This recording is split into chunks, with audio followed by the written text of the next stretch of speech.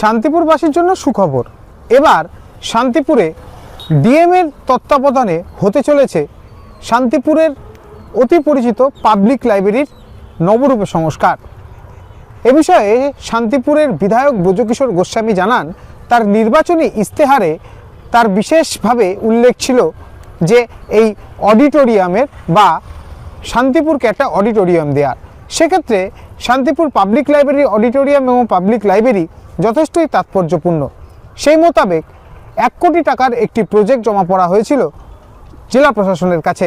তৎকালীন জেলার যিনি জেলা শাসক ছিলেন এস অরুণ প্রসাদ সেই বিষয়ে শান্তিপুর পাবলিক লাইব্রেরি হল নিজে এসে পরিলক্ষিত করেন এবং তার যে সমস্ত জায়গাগুলি রয়েছে সেগুলিও দেখেন। পরবর্তীতে সদ্য যেটা জানা গেছে, বর্তমান যিনি জেলা শাসক রয়েছেন অনিশ দাশগুপ্ত, সেখান থেকেই এখন পুরোপুরি ফিনান্সিয়াল এবং অ্যাডমিনিস্ট্রেশন দুরকমই সহযোগিতা পাওয়া গেছে। প্রথম খাতে 49 লক্ষ টাকা ব্যয়ে কাজ শুরু হবে এই অডিটোরিয়ামের। অর্থাৎ এখানে শীততাপ নিয়ন্ত্রিত কাজ যে ব্যবস্থা সেটা করা হবে, অত্যাধুনিক চেয়ার, আলো, তার সঙ্গে সঙ্গে পাবলিক অ্যাড্রেসিং সিস্টেম এবং স্টেজ, এই সমস্ত দিকগুলিকে বিশেষভাবে দেখা হচ্ছে এবং ওপরে একটি ছাদ, সেই ছাদ করারও একটি বিশেষ ব্যবস্থা করা হচ্ছে বলে জানিয়েছেন শান্তিপুরের বিধায়ক। সেক্ষেত্রে যেহেতু একটি হেরিটেজ বিল্ডিং এই পাবলিক লাইব্রেরি হল, সেক্ষেত্রে তাকে ডেমোলিশ না করে সেটাকে রেনোভেট করা হবে বলেও জানিয়েছেন শান্তিপুরের বিধায়ক। তবে আর হাতে গোনা কিছুদিন, তারপর থেকে শুরু হয়ে যাবে কাজ। আর প্রথম ধাপে 49 লক্ষ টাকা এবং পরবর্তীতে আরও ধাপে ধাপে টাকা এসে নবরূপে সুসজ্জিত হয়ে যাবে শান্তিপুরের পাবলিক লাইব্রেরি। শান্তিপুরের মানুষের দীর্ঘদিনের দাবি ছিল যে শান্তিপুরে একটি অডিটোরিয়াম হোক, এবং আমার নির্বাচনী ইস্তেহার বা প্রতিশ্রুতি যেটাই বলুন সেটাতে ছিল পাবলিক লাইব্রেরিকে আমি সাজাবো এবং শান্তিপুরকে একটি সুন্দর অডিটোরিয়াম দেব। এই কাজটা থ্রু ডিএম, আমি যেহেতু পাবলিক লাইব্রেরির জায়গা এবং গুরুত্ব ঐতিহাসিকভাবে দুটোই খুব ভালো, সেই জন্য আমরা লাইব্রেরিকেই সাজাবার চেষ্টা করি এবং এই অডিটোরিয়ামের জন্য প্রায় 1 কোটি টাকার ঊর্ধ্বে একটি প্রজেক্ট এস্টিমেট হয়।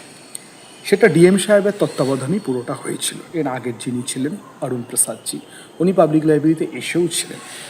তার পরবর্তীকালে প্রজেক্টটি পৌঁছয় এবং দীর্ঘদিন যাতায়াত যোগাযোগ করার পরে আমরা অ্যাডমিনিস্ট্রেটিভ অ্যাপ্রুভাল এবং ফিনান্সিয়াল অ্যাপ্রুভাল দুটোই পেয়েছি।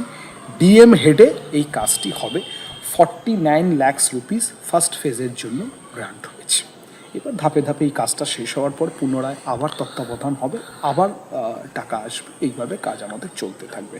আমরা মূলত এসি, ভালো চেয়ার, আলো এবং স্টেজ এবং সাউন্ড এইগুলোকে ডেভেলপমেন্ট করার প্রস্তাব আমরা দিয়েছি। আর মূল স্ট্রাকচার একই রকম থাকবে? মূল স্ট্রাকচার একই থাকবে। যেটা আমরা করব সেটা হচ্ছে ছাদ, যেহেতু দীর্ঘদিনের শতবর্ষ প্রাচীন হয়ে গেছে, এই ছাদগুলোকে ঠিক করার দরকার। সেটা আমাদের সেকেন্ড ফেজে আছে, কারণ প্রথমে আমরা ইন্টারনাল জায়গাটাকে ঠিক করি, পানীয় জল, শৌচাগার সেগুলো সব আছে, যেগুলো আছে সেগুলোকে রিনোভেট করা হবে, কোনো কিছুকে ডেমোলিশ করে নয়, কারণ এটি একটি হেরিটেজ বিল্ডিং।